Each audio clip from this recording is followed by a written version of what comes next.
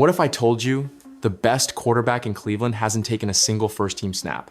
Not because he's struggling, but because the people running the team can't agree on what to do with him? Shedeur Sanders, yes, that Shedeur has been lighting up Browns training camp like a seasoned pro. He's more accurate than Joe Flacco, more composed than Dillon Gabriel, and way more explosive than an injured Kenny Pickett. But instead of getting rewarded for his performance, Shedeur's being ignored, buried on the depth chart. And now, his name is officially being tossed around in trade talks.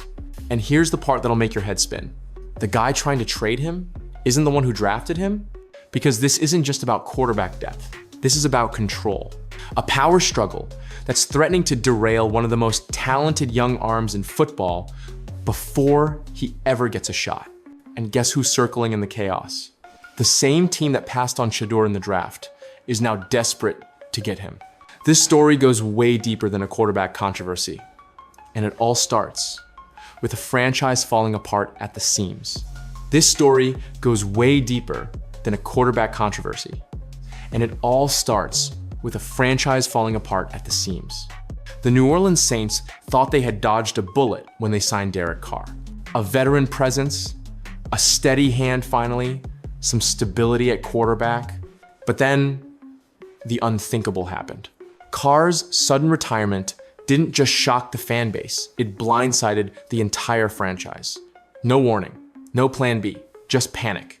And in that panic, the Saints did what desperate teams always do. They gambled. They reached for Tyler Schaff in the second round, a quarterback most scouts had labeled a project, not a starter. When his name was called, you could hear the collective groan across the Superdome. Analysts were stunned. Fans were furious. Even inside the Saints' war room, some reportedly questioned the move. But the team doubled down, selling Schaff as their quarterback of the future. Fast forward to training camp, and it's been a disaster. Schaff's mechanics are shaky. His reads are slow.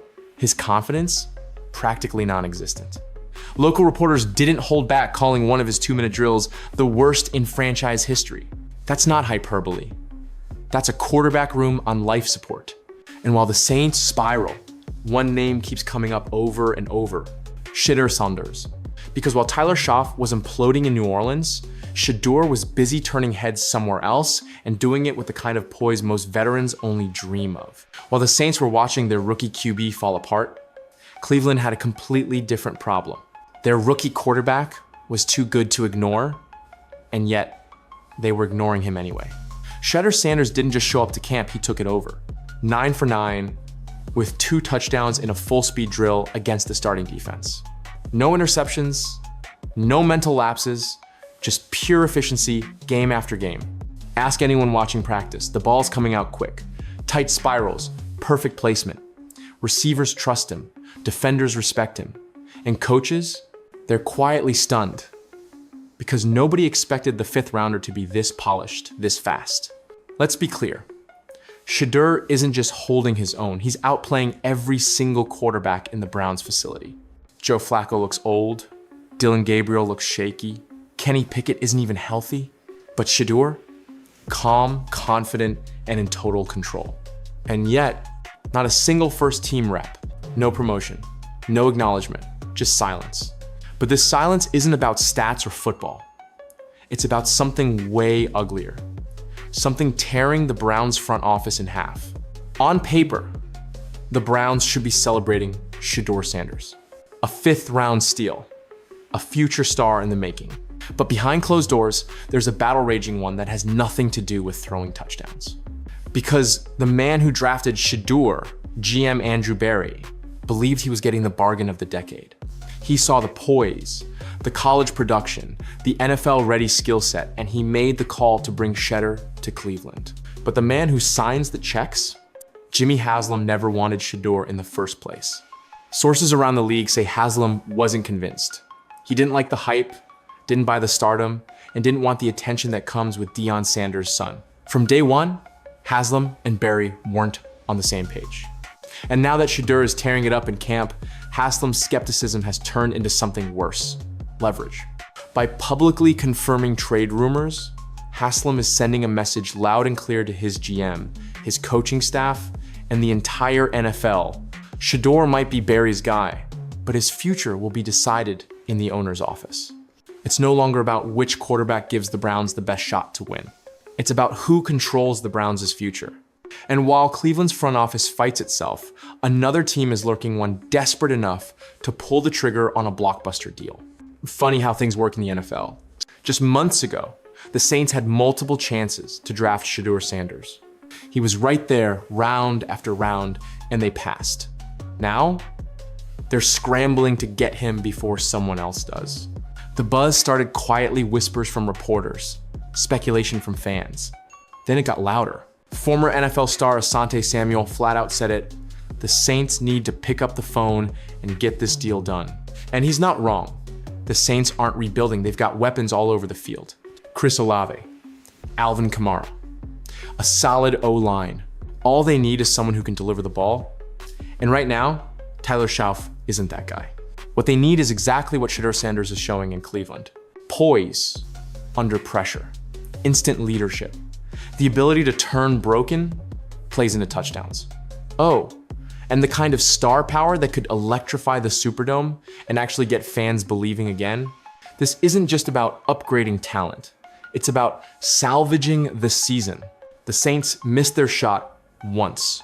Now, they might be willing to pay whatever it takes to fix that mistake. But before any trade can happen, we have to ask the real question, why is Cleveland even thinking about letting this guy walk? If this were about football, Shedeur Sanders would already be taking first-team snaps. There wouldn't be a debate. There wouldn't be trade rumors. There'd be a rookie QB getting the shot he's earned. But in Cleveland, performance isn't the deciding factor politics is. Shedeur has done everything right. He's shown accuracy, command, and confidence in every single drill. He's building chemistry with receivers. He's won the respect of veterans. And most importantly, he's made fewer mistakes than any other quarterback in camp. So why is Dylan Gabriel, who struggled with accuracy and decision-making, still running with the ones?